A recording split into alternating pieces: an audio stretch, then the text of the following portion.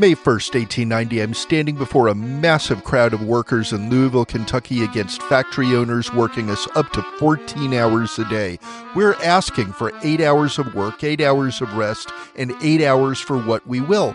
That's it. That's the tweet.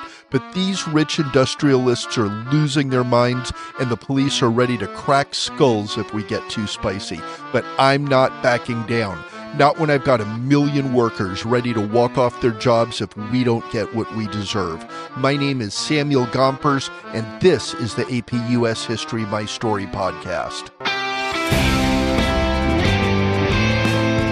Picture this. You're working in a steel mill where the temperature hits 120 degrees. You're pulling 14-hour shifts with no breaks. One wrong move and you're missing fingers or worse. And for what? Pennies, literal pennies. While mega millionaires Andrew Carnegie and JP Morgan are building castles and trading our livelihoods like playing cards.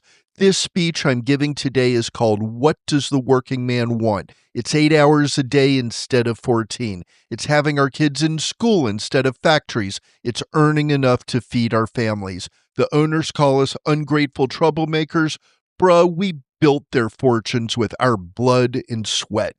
Here's what makes me different from those other labor leaders who keep getting arrested or shot. I actually think the system could work if these greedy bastards would just share a tiny slice of the pie. I founded the American Federation of Labor back in 1886, and we're already at 500,000 members. By next decade, we'll hit 1 million, easy. My strategy is simple. Organize skilled workers into trade unions, use collective bargaining, and strike only when we have to. No violence, no revolution talk, just pure economic pressure. The capitalists understand one thing, money, so we hit them where it hurts, their profits.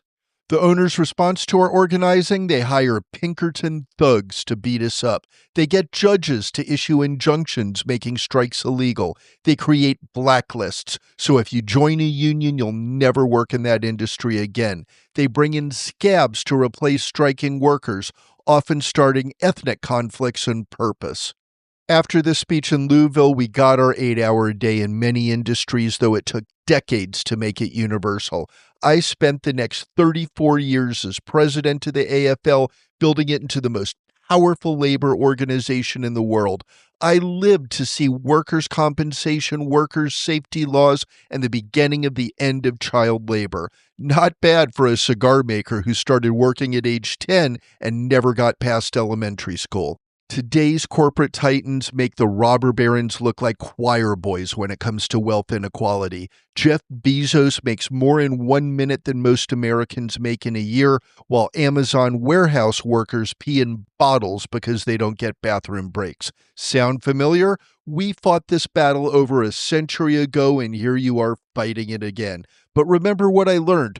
Workers united can never be defeated. When you stick together, when you organize, when you refuse to be divided by the boss's tricks, you'll win. That's not anti-capitalism. That's just the facts. Like, follow, and share the AP US History My Story podcast, because these stories hit different when you hear the original voices that shaped our country.